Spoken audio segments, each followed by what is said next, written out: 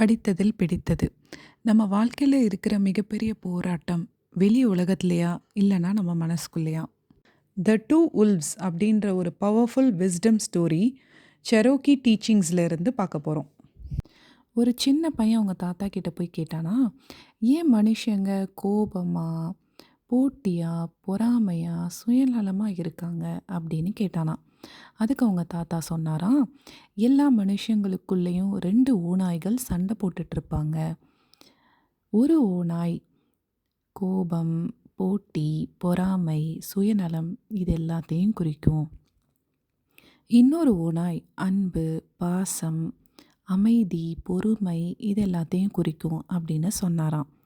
அந்த பையன் ஒரு நிமிஷம் யோசிச்சுட்டு கேட்டானா, தாத்தா அப்போ எந்த ஓநாய் ஜெயிக்கும் அப்படின்னு கேட்டானாம்.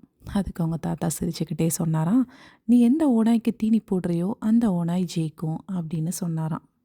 நீ எந்த செயலை என்கரேஜ் பண்ணுறியோ, எந்த பழக்கத்தை ரிப்பீட் பண்ணுறியோ, எந்த செயலை நீ எடுக்கிறியோ, 2 ஓநாய்களில் ஒரு ஓநாயை நீ வழிப்படுத்துகிறன்னு அர்த்தம். So the real question is not whether the wolves exist. They exist in all of us. The real question is, which wolf are you feeding today? Think.